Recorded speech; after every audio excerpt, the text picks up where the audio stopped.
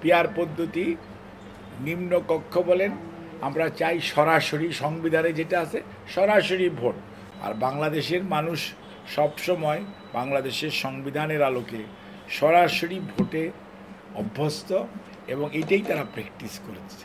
কাজেই দেশের মানুষ কোনো অবস্থাতেই যে প্রপোর্শনাল রিপ্রেজেন্টেশন এই ভোট কি এবং যে প্রার্থীকে তারা দেখল না, যে প্রার্থীকে তারা চিনে না জানে না, যে প্রার্থীর সাথে তাদের কোনো ইন্টারেকশন হবে না, সেই প্রার্থীকে আমাদের দেশের মানুষ ভোট দিয়ে জয়যুক্ত করবে, এটা বাংলাদেশের 54 বৎসরেও এটা প্র্যাকটিস হয় নাই, পাকিস্তানের 24 বৎসরেও এটা প্র্যাকটিস হয় নাই, ব্রিটিশ আমলের এটা প্র্যাকটিস হওয়ার সুযোগ ছিল। আইয়ুব খান সাহেব এক সময় মানে আপনার কি বলে যে বেসিক ডেমোক্রেসি নামে একটা স্টার্ট করেছিল, সেটা হচ্ছে আপনার মেম্বাররা চেয়ারম্যান বানাবে, চেয়ারম্যানরা ডিস্ট্রিক্ট কাউন্সিলের মেম্বার বানাবে, বাট সেইটা কিন্তু তৎকালীন পাকিস্তানেও স্থায়ী হয় নাই, আর বাংলাদেশে এটা প্র্যাকটিসও করা হয়নি। কাজেই পিয়ার পদ্ধতির ব্যাপারে আমাদের দলের বক্তব্য অত্যন্ত স্পষ্ট। পিয়ার পদ্ধতি নিম্নকক্ষ বলেন, আমরা চাই সরাসরি সংবিধানে যেটা আছে সরাসরি ভোট।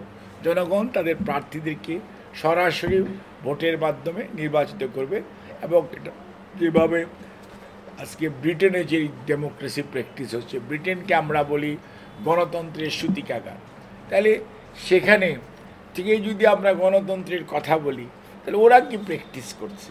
আপনার লোকসভা নির্বাচনে কি হচ্ছে, আমেরিকান কংগ্রেস নির্বাচনে কি হচ্ছে? কাজেই যেই পদ্ধতি গণতন্ত্র শক্তিশালী হয়, যেই পদ্ধতিতে বেশিরভাগ গণতান্ত্রিকামী রাষ্ট্র পরিচালিত হচ্ছে, বাংলাদেশ যেটিতে অভ্যস্ত, বাংলাদেশের সংবিধান যেটিকে পারমিট করে, আমরা ওটাতেই লেগে থাকতে চাই। আর যারা পিয়ারের কথা বলছেন তাদের ব্যাপারে আমাদের বক্তব্য, ঠিক আছে, আপনার নির্বাচনী ম্যানিফেস্টোতে এটা দিন, জনগণ যদি আপনারটা বেছে নেয়, ঠিক আছে, আগামী নির্বাচন আপনার ওইটার মধ্যেই হবে। জনগণ যেটাকে পছন্দ করবে, জনগণের ইচ্ছার বহিঃপ্রকাশ যদি সংবিধান হয়, তাহলে জনগণকে সেই মত প্রকাশের সুযোগ তো আপনাকে দিতে হবে, এবং আপনি আপনার নির্বাচনী ম্যানিফেস্টো, দলীয় ম্যানিফেস্টোতে আপনি দিয়ে জনগণের কাছে যান, সিদ্ধান্তটা জনগণ নিক।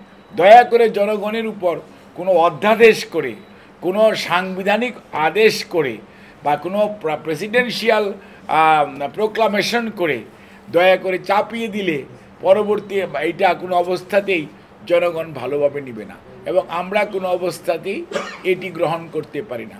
আমরা মনে করি দেশের সর্বোচ্চ আইন সংবিধান, এবং সেই সংবিধানের যে ধারাবাহিকতায় আজকের অন্তর্বর্তীকালীন সরকার সংবিধানের যে সর্বোচ্চ অবস্থান সেটি ধরে রেখেই আগামী জাতীয় নির্বাচন যতটুকু ঐক্যমত হয়েছে এর ভিত্তিতেই ইনশাআল্লাহ হবে।